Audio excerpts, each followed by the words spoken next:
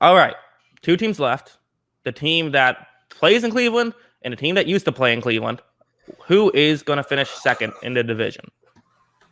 All right. I've been going back and forth on this one. I haven't felt comfortable about either side separating them from the other, but I'm just going to go ahead and do it. I'm picking the Baltimore Ravens to finish second in this division. Okay. I think that right now, if I compare them in Cleveland, now it's tough because I think it's hugely important the two advantages they have. But I think right now you argue that they have an advantage over Cleveland at quarterback and head coach. But I think that Cleveland is equally good, if not better, at almost every other position in football right now. And I think it's pretty close overall. So I think if it's pretty close, I think Cleveland's a slightly better team overall and better roster. So I'm going with the Ravens at number 2. Yeah, no, I mean, this is also what I had. So I have the Ravens, and we'll get into it right now. So we end up with the exact same prediction for this one. So the best thing going for the Ravens is John Harbaugh and Lamar Jackson. Lamar Jackson is a tier 1 quarterback. I have him. Some people would have him as not a top 5 quarterback. It's really either him or Allen that gets that other tier 1 spot. I gave it to Jackson. Some people would have Allen. So if you think it's Allen, then take a win off the total. But with Harbaugh, Harbaugh is the 4th best coach in the league. So that's giving them over 4.5 wins right there just from those 2 spots. And one more guy I want to bring up as well is Don Martindale, the defensive coordinator who's been there for the past few years, done an incredible job. He should get more credit. So great stuff at the most important parts of, or, some of the most important parts of football. Yeah. I mean, this is a group that has, especially a coaching staff that has been around for a while and just continue to have good results. I had Lamar Jackson just behind Josh Allen based off of last season, but I could also see the argument. I think we talked about it during that quarterback episode that 3 through, I want to say it was like 6 was really debatable. And you could argue with me all of those guys. Actually, I think I had Allen 4, Russell Wilson 5, and then Lamar 6. But anyway, we can go back and forth on that one. I'm not arguing that he's not a tier 1 quarterback. There would be trolls out there that say he's a tier 5 quarterback, but a tier 1 wide receiver. I'm not going to make the joke, but they are out there. He's obviously super talented. We've seen it time and time again. He's an electric quarterback, and so I mean, I completely agree with this grading with these two guys. Yeah, and I think that one thing I love about the chat's doing right now is arguing over whether he's overrated or underrated. No one says he's properly rated. I don't know what the proper rating would be. What would be the number that people would say that everyone would be like, yeah, that feels about right? Clearly, yeah. I think 1 is too low and 32 is too high for some people. Well, for Lamar fans, saying he's like the 7th best quarterback would mean he's like 32nd. And for Lamar haters, saying he's the best or saying he's like the 5th best quarterback is actually saying he's the best quarterback in the NFL. So there's no winning. Yeah, there isn't. And one thing I talked about a lot with Lamar is out of the bottom 5 receiving cores in the league last year, 4 of them ended up being bottom 6 offenses. The other was the Baltimore Ravens, who were, I believe, like 13th best. The receiving core he had and still made it work. We'll talk about it now because they made some improvements. They still have Marquise Brown there. They also added Sammy Watkins, who's a wild card. They have Rashad Bateman, who I like. I think he could be good, but is a rookie wide receiver. Those are notoriously difficult to evaluate. They drafted Devin Duvernay last year, who we're still waiting to see what he can do. Miles Boykin as well. And then Mark Andrews is still probably their number 1 option, but he's a tight end, so that's kind of a bit of a concern. They've improved their wide receiving core, but I can't put it above a tier 4 right now. Yeah, I mean, Andrew's step back kind of made this offense really hard to judge, right? I just felt like the passing game was off because Andrews, in my mind, took a step back from 2 years ago where he was just awesome. It seemed like on every game he was coming up big for them. And then the rest of the guys, like you said, rookie wide receivers, who kind of knows? It's kind of up in the air what they're going to turn out to be. I like parts of Bateman's game, but I could also see, big wide receiver struggles to get open in the modern NFL. But we'll see what happens with him. Overall, I think he is going to be pretty good overall still. And yeah, I mean, Sammy Watkins, when he's on the field, still kind of produces a little bit here and there, and that's interesting. And then another guy I'm looking at is maybe Devin Duvernay steps up and makes some plays. He's a guy who's electric in the return game. I'm a fan of his, and maybe he comes up and makes a couple big plays for this offense. Yeah, we also have a scorching hot take in the chat. OBJ greater than Watkins. I mean, let's calm down with this scorching hot takes for a second. Oh man, going crazy here. Yes. Also, I just realized I still had the wrong banner up. So apologies if anyone's just now, scrolling through after the fact and realize it's the wrong thing. Just go back a few minutes. But yeah. So there you go for that.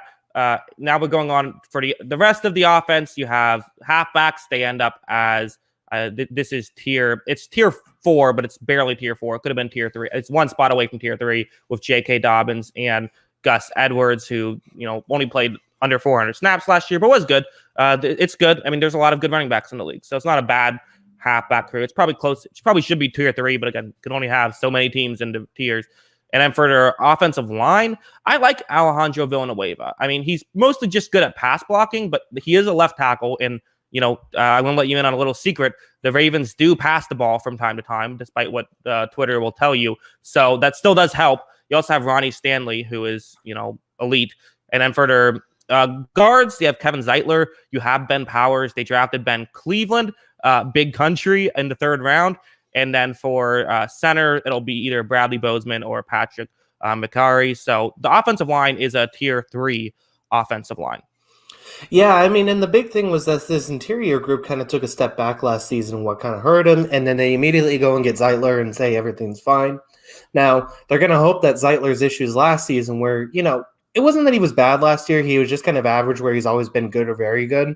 They're going to hope he gets back to that good to very good level to improve this interior group.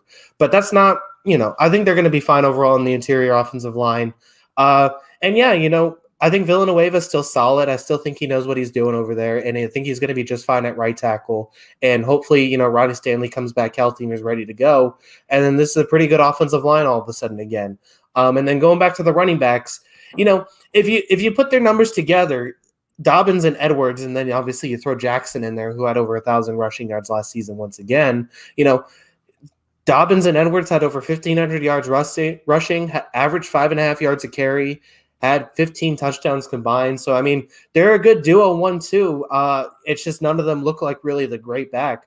So it'll be interesting to see if maybe, Dobbins takes that next leap forward in year 2. Yeah, and plus part of it is just like, how do you evaluate these guys with Lamar Jackson as he obviously helps the running game so much that like how do you separate it? The other thing, the Ravens a lot of their talent is pretty much just Lamar Jackson, and they have Lamar Jackson and they cover well. So we'll talk about the coverage. It's a tier 1 coverage unit. You still have Marlon Humphrey. You still have Marcus Peters. They drafted Shaun Wade in the 5th round, who a lot of people think could be a good slot corner for them. Their safeties, you have Chuck Clark, who's been good for a minute now, and Deshaun Elliott, who had a good first season. Everyone was wondering, well, why do you move on from Earl Thomas? Well, Elliott was solid. He wasn't spectacular.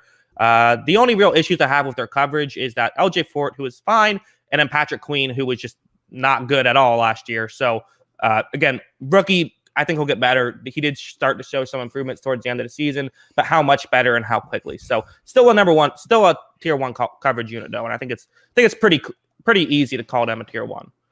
Yeah, they got depth at cornerback. Obviously, I'm still a Jimmy Smith guy. He's still really good, I think. Mm-hmm. And he's the number 3 guy on this roster. So, and then like you said, Shaun Wade, he showed really good stuff when he was the number 3 corner behind Arnett and Okudah. Sorry. Behind Okudah and Arnett, he was really good as the Ohio State number 3 corner. That at times he looked like the best corner on the field with those 2 guys on it.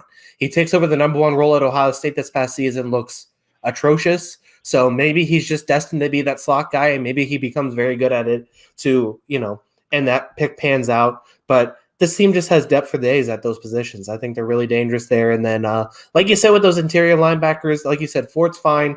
Coverage-wise, Queen has to take a step forward. I mean, I thought him getting any consideration, and he actually got a vote for Defensive Rookie of the Year, was a complete joke. 2 votes. Yeah, 2 votes. Mm-hmm. It's even worse. So 2 people actually thought he was good at football. I really didn't see it last year. I thought he was fine in the run. But, I mean, look, it's 2021. It's modern football. You can't be bad in coverage and play on the football field for 3 downs. And he's just not going to be able to get away with that with this Ravens team for too long. He's got to get better in coverage. So we'll see if he can take that step forward.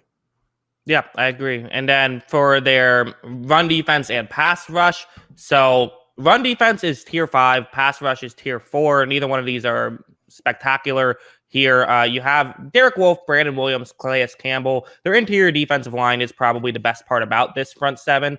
It's pretty good. But then you have, Tyus Bowser, Fernal McPhee, and Jalen Ferguson sort of as the edge guys, where no one's really the kind of guy and again, a lot of what they do is they scheme up pressure. This is how I like building a defense, but still, it's not the most talented at that. And then, like we talked about, Patrick Queen, and then, LJ Fort, good run defender, but as a whole, there's not a ton of talent here. They were 26th against the run last year. So a lot of what they do is they cover well, and then they scheme things up. So, they shut down Derrick Henry, but they did it largely through scheme, and that's what they're going to have to rely on again this year, which I do believe they can do, which is why their, coaching gets so much points there. Yeah, I mean, they also have Odefe Owe, who I would have liked the draft pick a lot. I would have liked the draft pick a lot more if they still had Yannick Ngakoue and Matthew Judon. But that's the big thing for me, is I just felt like that they lost too many guys at this group. And I think that's going to be a problem, because I like Bowser, but at the same time, he's stepping in a number 1 role. And I like Pernell McPhee as like that rotational guy for some, bring some energy off as a rotation. He's stepping into that number 2 role. I don't know if I trust those 2 guys as the top 2 options as those edge rushing groups. So overall, I have some questions about these groups, and it's going to be interesting to see. Like you said, a lot of it is scheme-based for Baltimore, and that's how they fix a lot of these things. But can they get these guys to maximize their potential? Right. And then finally, kicker Justin Tucker, tier 1, easy. So that puts them at the 13th best defense, 12th best offense, and then, great kicker, great coach. This puts them at 11th overall with 10.32 wins. Would be good for another wild card spot. They would get the 5th seed. So the best wild card team in the AFC according to this projection. Yeah, and I feel like that's appropriate, because I feel like that.